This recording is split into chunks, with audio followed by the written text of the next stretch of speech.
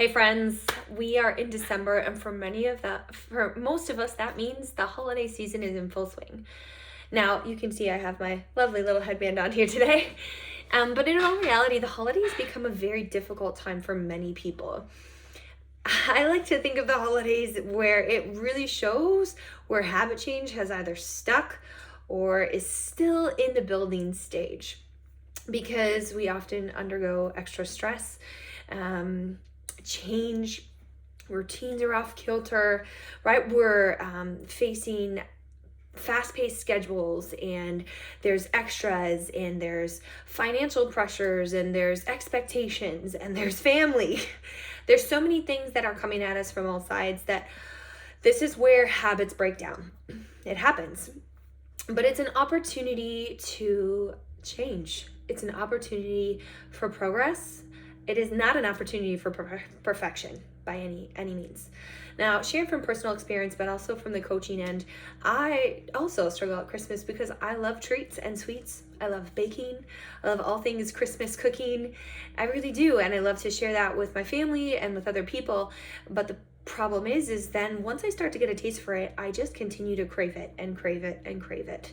And I want all the sweet hot chocolate, and I want all the sweet cookies, and we have great bakers in our families. I want to eat all the good things they make. But that doesn't usually lend itself to managing my health very well. And then by the time January rolls around, I feel like a beached whale. I've got headaches, I feel achy, I feel sluggish, and it's hard to restart the momentum bus. So I want to go over some strategies today and how you would potentially conquer the sweet temptation. Now, this might be sweets, it might be savory, it might be just extra indulgence for you. Whatever those those items of kryptonite are for you, what are your go-tos? Comment below, I'd love to know. But let's go over a couple of tips for the holidays. Number one, plan your indulgences. Okay, identify the holiday treats that you absolutely love and plan when you're going to eat them. Okay, you want to savor these moments without feeling guilt. Release yourself from feeling guilt. Okay, so plan your indulgences. Figure out when are you going to indulge and when are you going to say no. Number two is hydrate. Water is a big game changer for people around the holidays, because oftentimes it gets swapped for sugary drinks or alcohol or hot chocolate, who knows what, juice. But I encourage you, focus in on that minimum of 7 to 8 cups daily. You want to, when you're craving that sugar, you want to take some water in first to help, because sometimes that feeling of hunger is actually a mistake for just being thirsty. Okay, so hydrate well. And if you're craving a lot of sugar, lay down the law with yourself and say, no, I'm not going to have those treats. I've already planned when I'm going to have those treats, and that's not this moment, so I'm going to drink some water instead. Okay. If you like something warm and you don't want lukewarm or cold water, I recommend having tea, or try hot water. Some people really like that. Try it. You don't know until you tried it. Next one, portion power. In the holidays, I all year long, I coach everything in moderation. You do not want to restrict yourself, okay? When I work with people and they say, Vanjie, if this isn't my house, I just can't stop myself. That tells me that that's a red flag for the fact that no matter how consistent they can be in habits, if they don't get to the point where they can have a little bit without all of it, we've still got work to do. And the holidays is that in like 100 times, super intense focus. Okay, so when it comes to you, the holidays are an opportunity to practice portion control. I recommend serving it to the plate. Start with a smaller plate. That's strategic. It helps trick your brain into thinking, oh, my plate is full. But just go to a smaller plate, go to like a kiddie size plate. When you're buying paper plates for the holidays, don't buy the gigantic ones, buy the smaller ones. Okay, go for a smaller plate. You can pop onto my website and get a lowdown on some portion control, on my social media feed, and look at some portion control. But small plate, portion control of protein, carbohydrates, fats, vegetables. And then another big point here is eat distraction free. If you're gonna enjoy food at the holidays, do not do it in front of a screen. Do not be eating over the sink. Do not be scrolling on your phone. You want to focus in. Chew slowly. Savor it. Don't just gobble it down. All right? We miss the enjoyment of that tasty food when we constantly have to rush through our meal or we're eating distracted, particularly in front of a screen. Okay, so eat without distractions and portion control are huge. Next, this is a big one for me. This is one that I have coined. Be a dessert snob. If you're gonna have dessert, do it right. Don't waste it, okay? Have the best, have the most indulgent, have your favorite. Do not waste it on something that is not your favorite or that is absolutely delicious, okay? For me, I will never eat bought-in cookies, unless maybe it's an Oreo. Mainly because I love fresh baked cookies. So if I'm gonna have cookies, they're gonna be my favorite and they're gonna be fresh out of the oven, okay? Be a dessert snob. Don't waste it. Make it your favorites, savor every bite, and set the rule in your brain that if you're gonna have dessert, make sure that you're not distracted. Sit down, chew it, close your eyes, let your senses. It's like when people do wine tasting, they talk about the 5 senses. I learned this from one of my lovely clients, talking about see it, smell it, feel it, taste it, hear it. If I don't know if your dessert has a noise, but take it in, right? Slow down in your chewing, right? Appreciate the beauty of the dessert creation, but make sure it's your favorite and be a dessert snob. Next, spread the joy, not the calories. Highly recommend that if you're gonna have dessert and you struggle to have desserts and treats in your home because you wanna eat all of it, you need to remember this rule, that if it is in your house or your space, you or someone else in your space is going to eat it.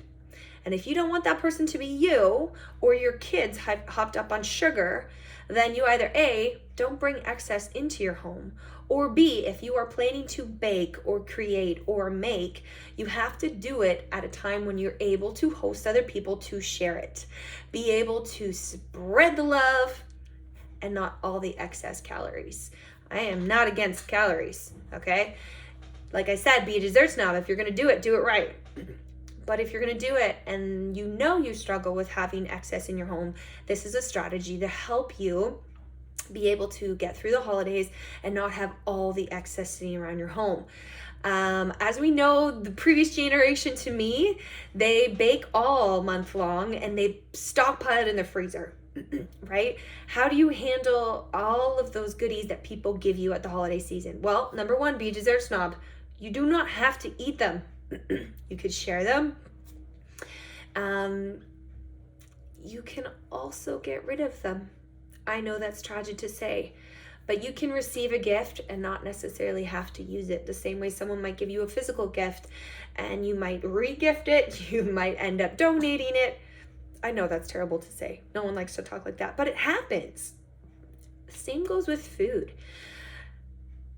If you're gonna have dessert and treats, you don't have to eat every single one that someone gives you. Again, look for opportunities to share it. I don't promote food waste, okay? But look for opportunities to share the desserts that you have. I also highly recommend that if you are a big baker at Christmas, think of making a half batch. You do not have to feed a full army, okay? It's really great if you eat it all up instead of having leftovers. Change your mindset to make enough, just enough for you and your company rather than having so much left over.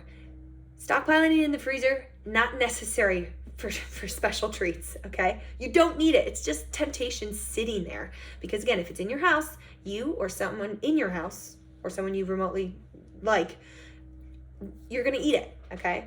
And if you don't want that to be you, then you have to be strategic in how much you keep readily available in your home. Okay, so don't be afraid to make a half batch. Next, movement at the holidays.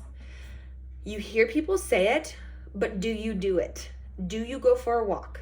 Do you try to do some stretching or yoga or a home workout? YouTube is a fantastic resource. I highly recommend Watson Wellness YouTube channel.